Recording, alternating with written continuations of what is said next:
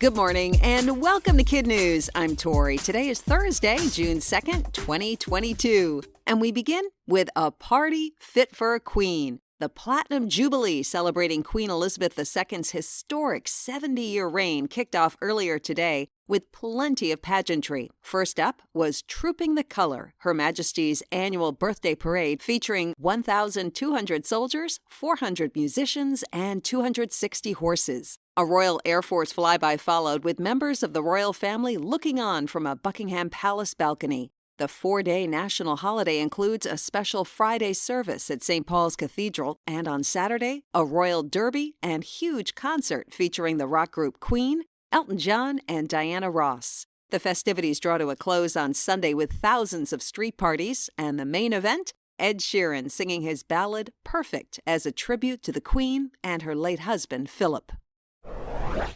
High drama and raw nerves are on display at the nation's top spelling bee. For the first time in 3 years, the annual Scripps National Spelling Bee is back live in person and with a few changes to make it extra challenging. When the competition's first round kicked off on Tuesday, the contestants, who range in age from 7 to 15, not only had to spell words like caryatid and pylorus correctly, they then had to correctly answer a multiple-choice vocabulary question. And in a B first, an 8th grader from Ghana squirmed mid-answer, crossed her legs, and asked to be excused to use the bathroom. The need to go was apparently so great she didn't even wait for an answer. The judges did end up pausing the clock, determining hers was a legitimate emergency. You can watch tonight's final round action live from National Harbor, Maryland on the ION network beginning at 8 p.m. Central Time.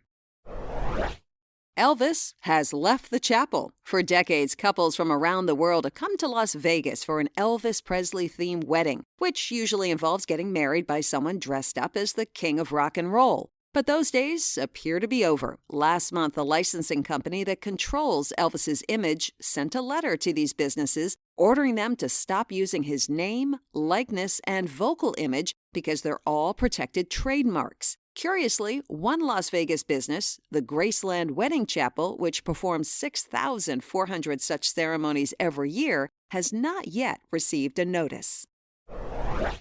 In other KidNuz notes, if you've noticed more choices in the ice cream aisle of your supermarket, it's not your imagination. Plant-based ice creams made from almond, cashew, oat, and even coconut milk have seen a 300% increase in the past 4 years, according to Brittany Martin, an editor at Vegetarian Times. Even big companies like Ben & Jerry's have gotten into the vegan ice cream act, using technological advancements to create sweet summer treats that cater to dietary restrictions. Don't pack away that face mask just yet. On Tuesday, the Justice Department formally asked a federal appeals court to overturn an April decision by a Florida judge that made masking on planes, trains, buses, and taxis optional. The DOJ argues that the Center for Disease Control was within its authority to call for mandatory face coverings to fight COVID, and that they are still needed to protect public health. And as the adults in your life can attest, summer Fridays are the best, and a new poll backs them up. According to a brand management company, a whopping 85% of people who say their company allows them to clock in fewer hours, or not at all, on Fridays, report being much happier with their jobs overall. The KidNuz team is buying in hook, line, and sinker to that survey, and as such, we're kicking off our summer schedule this week, and we'll take off all Fridays in the month of June. We'll be back with a fresh podcast on Monday. Now, today's KidNuz quiz. What is the name of the 4-day party that starts today to honor Queen Elizabeth II?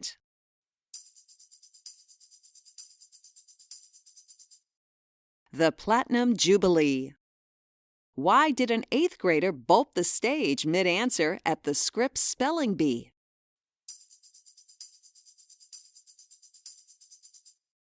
She had to go to the bathroom badly. What rock and roll legend won't be involved in future Las Vegas weddings?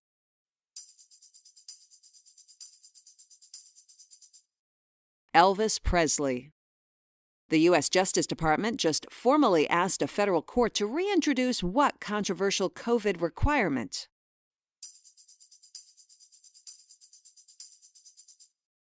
masks on public transit, including planes. In our KidNuz Kicker, another day, another record-setting Pooch. Pebbles is a 22-year-old toy fox terrier from South Carolina who is now, officially, the oldest living dog in the world.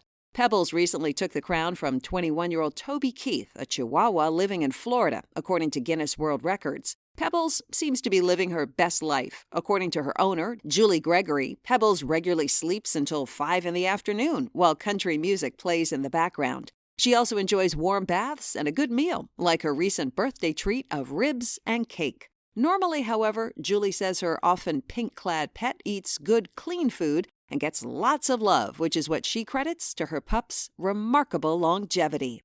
Before we go, a big KidNuz shout-out for our terrific teachers and their students. Miss Arnett at Fountain Middle School in Fountain, Colorado. In Missouri, Mrs. Maduris at Sterling Elementary School in Warrensburg, and Mrs. Conrad and her amazing Bridges students at Renner Elementary in Kansas City. In Tennessee, Miss Isabel at DeKalb County Schools in Smithville, and Miss Linda at Drecke Homeschool in Knoxville. And in California, Mrs. Plotkin at Cesar Chavez Elementary in Greenfield, and Miss Eichelberry's Raptors at Rondo School of Discovery in Eastvale. Thanks for listening. We hope you tune in for more KidNuz Monday morning.